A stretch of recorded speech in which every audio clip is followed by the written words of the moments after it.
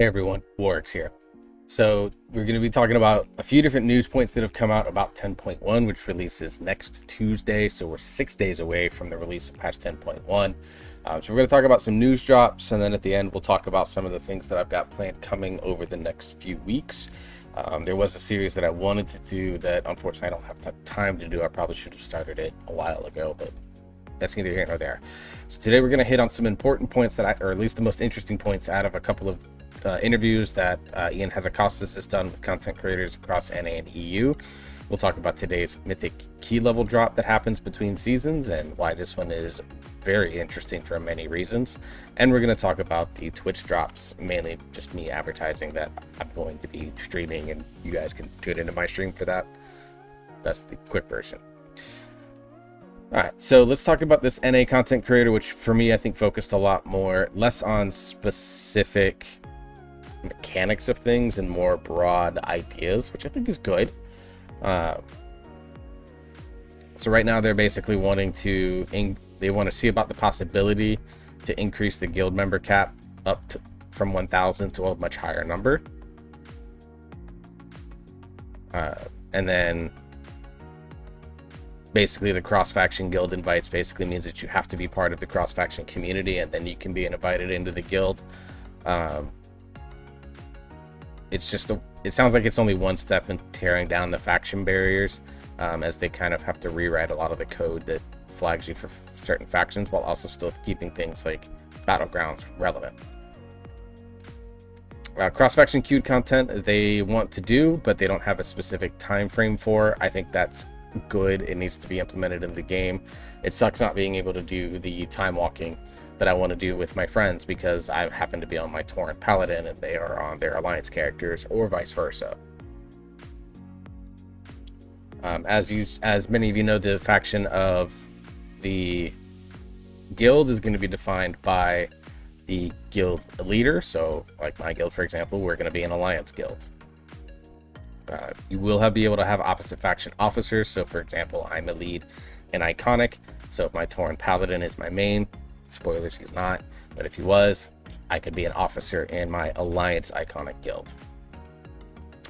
The upgrade system, I'm not going to read all of this. Basically, what they're looking to do is trying to unify multiple upgrade tracks, and that if they find that it's working really well, then they want to make it as kind of like the evergreen upgrade system. Just make it the way that you upgrade gear going forward, even out of Dragonflight.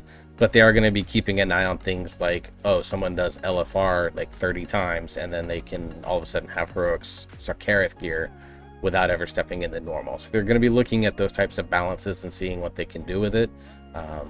But I think overall the upgrade system, which there's plenty of people that have done videos for it, I think overall the upgrade system itself is quite good in terms of its ideas and themes. We'll have to see how it works and functions overall as part of a implementation side, but at least themes wise it's good.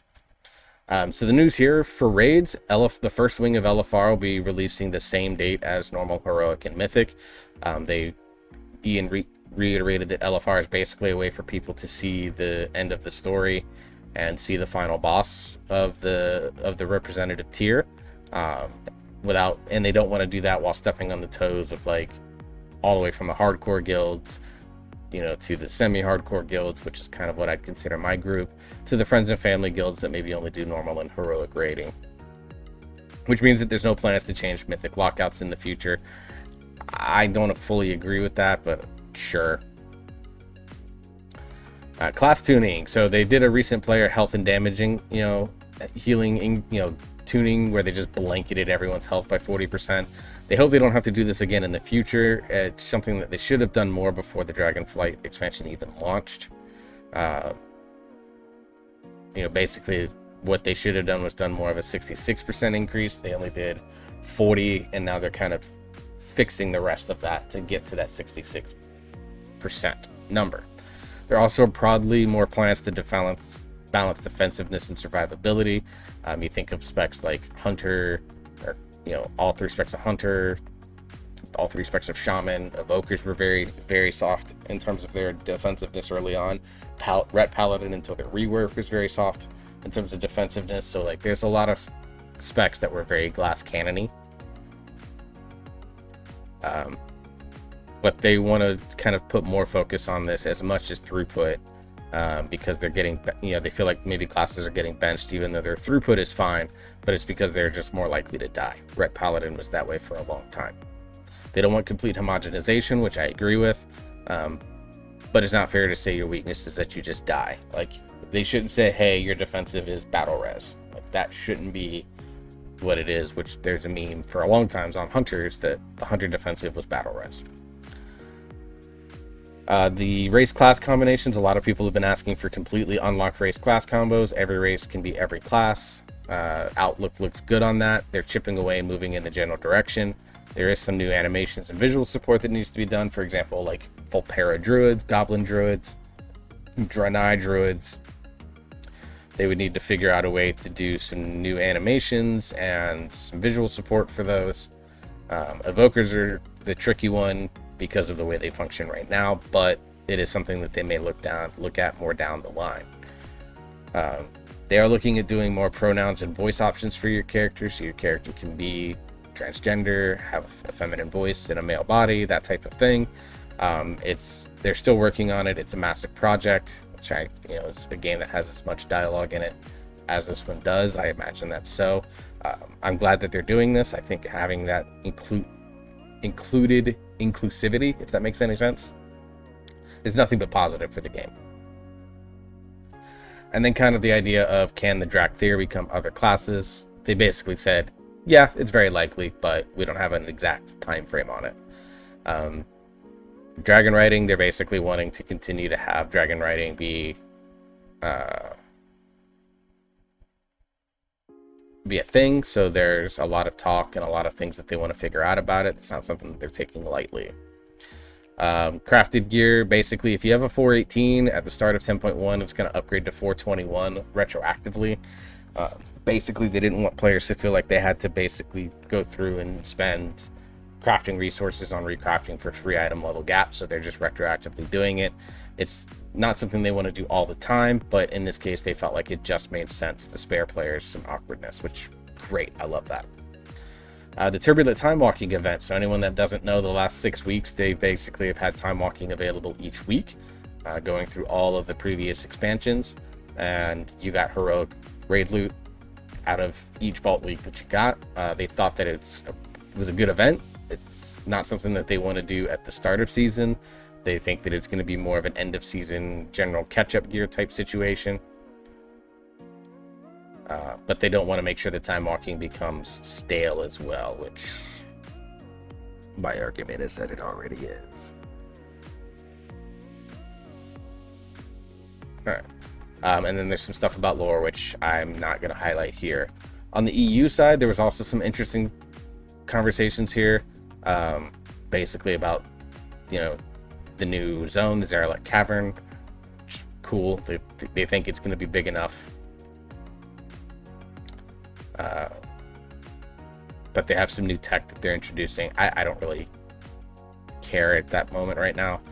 Reputation, I do want to talk about this. They basically aren't focusing on the old tracks, so the Ascara, the Dragonskill, the Valdrakken, and the Maruk, basically they are what they are, and they're focusing on new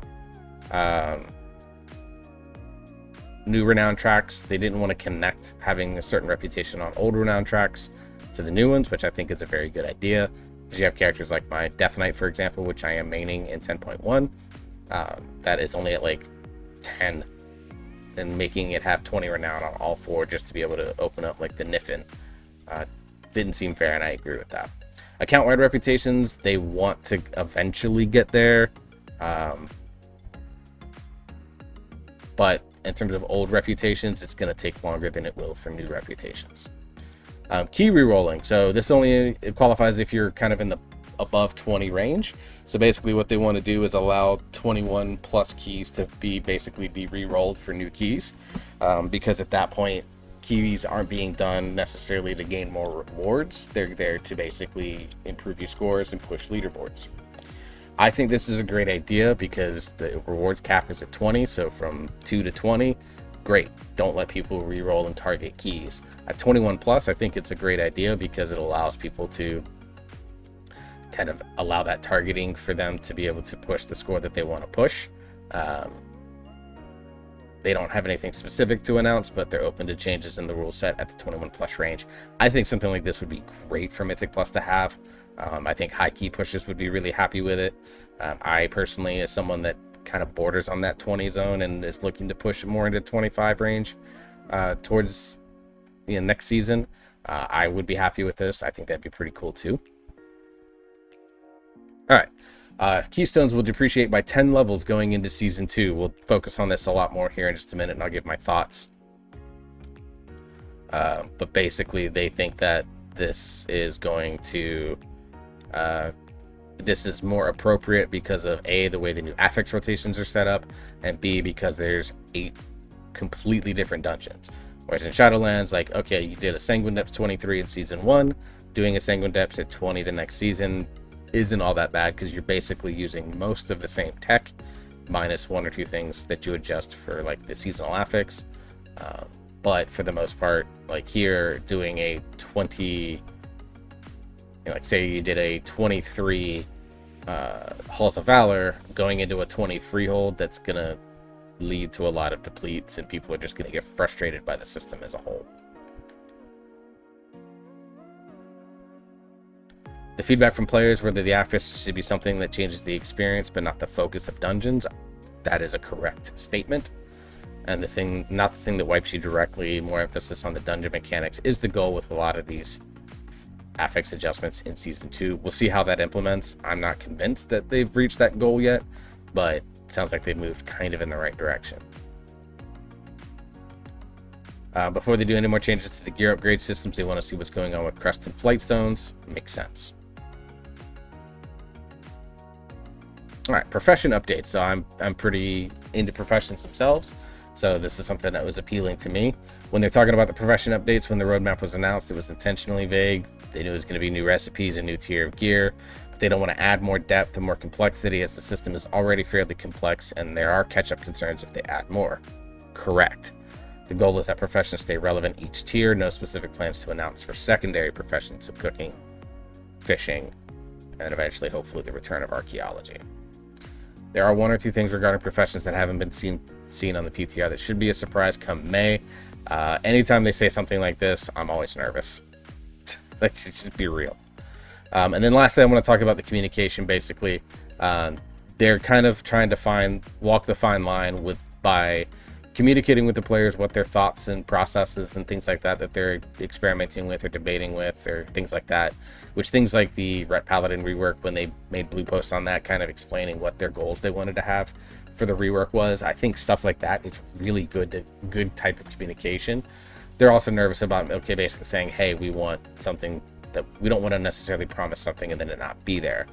And really, they don't have to necessarily ever touch something like that, because you see something in the data mining like Paladin Heroic Leap that never actually got implemented, and players are still pissy about it. Like, it was literally data mined and never given an official spell ID.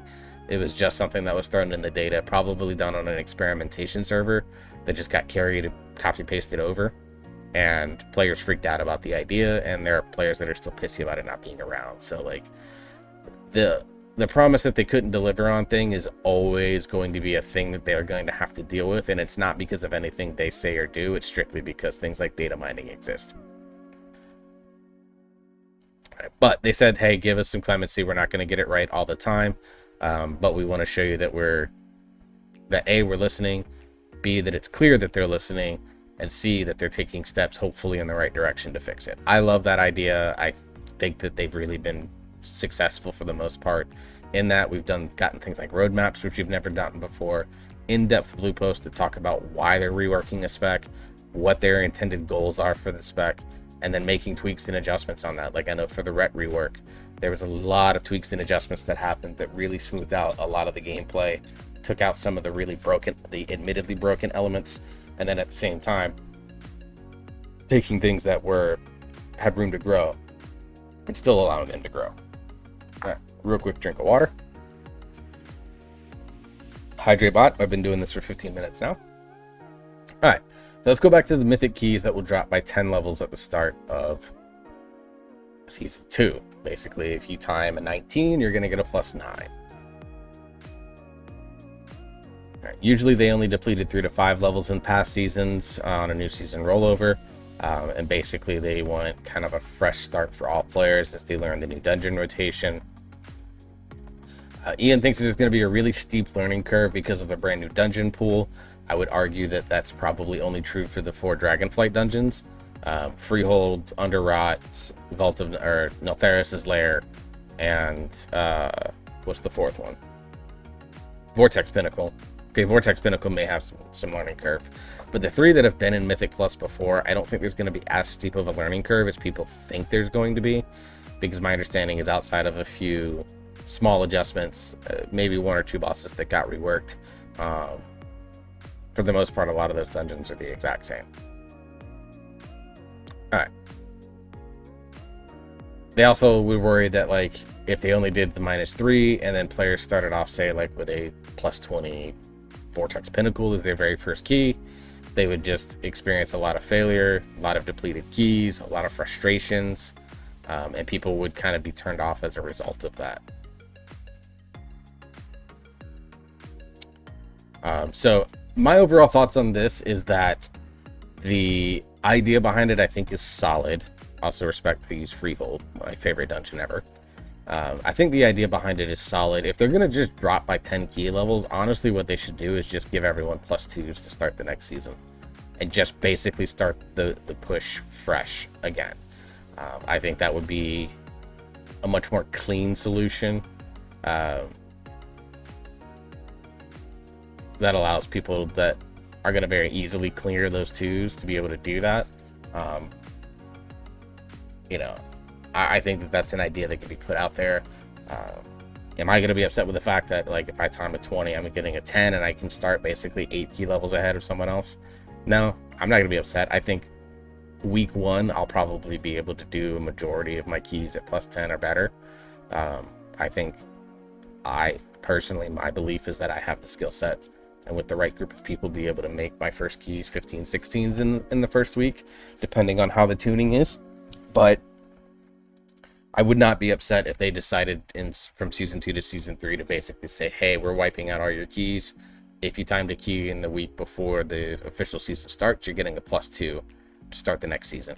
There's a lot of things that they could do here. I think both of the suggestions that they have are fine. And finally, they announced some new Twitch drops. The Blazing Hippogriff and the Ethereal Portal.